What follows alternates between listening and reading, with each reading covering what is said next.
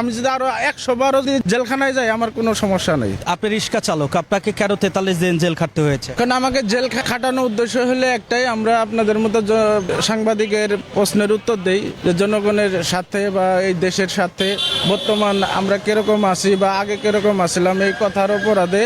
এবং কি আমি বলেছিলাম যে আমরা আগেই ভালো ছিলাম, শেখ হাসিনার আমলেই ভালো ছিলাম, তখন আমাদের ইনকাম ভালো ছিল। এখন আমাদের কোনো ইনকাম নাই, কোনো কিছু নাই। বর্তমান লুটপাটরা, চাঁদাবাজি, রাহাজানি ছাড়া, খুন খারাপি ছাড়া কোনো কিছু নাই বর্তমান দেশের মধ্যে। এই কথাই আমার অপরাধ। এখন ওই জন্যই আমাকে ধরে অ্যারেস্ট করে নিয়ে অযথাভাবে অমানবিকভাবে আমাকে হ্যারাসমেন্ট করে, আমার পরিবারকে হ্যারাসমেন্ট করে। আপনি কি আওয়ামী লীগের পক্ষে কথা বলেছেন? এখন আওয়ামী লীগের পক্ষে কথা বলা লাগে না। এখন আমাদের মতো সাধারণ মানুষ যারা আমরা আছি, কর্মজীবী মানুষ যারা আছি, শ্রমজীবী মানুষ যারা আছি, আমরা কথা বললেই আওয়ামী লীগ হয়ে যায়।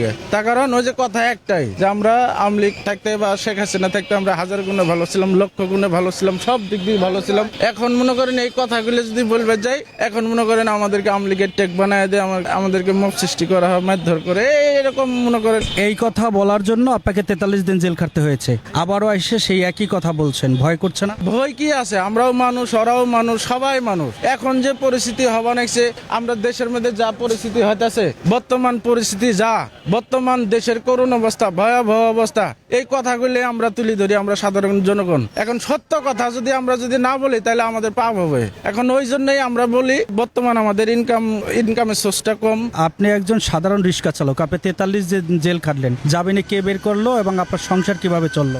আমাদেরকে জামিনে বের করেছে বিনি খরচায়, তাদের সহযোগিতায় আমি আজকে বের হতে পেরেছি। আর না হলে এই যে মিথ্যা মামলা আমাকে দিয়েছে, এই মিথ্যা মামলার জের টানতে টানতে হয়তো আমার বছর 6 মাস বা 2 বছর আমি বের হতে পারতাম না।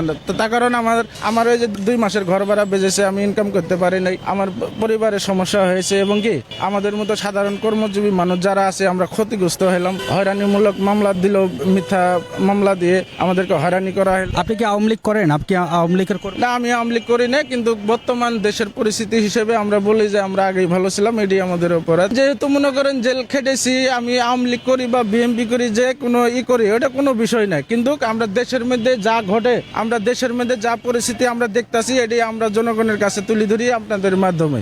ধরেন যে আপনি বললেন যে বর্তমান কিরকম আছেন বা আগে কিরকম আছেন, আমাদের এখন বর্তমান ইনকামের সোর্স নাই, আমরা এটাই বলি। এখন এটা বলবে যে যদি আমার যদি অপরাধ হবে, আমি যদি আরো 100 বারও যদি জেলখানায় যাই আমার কোনো সমস্যা নেই।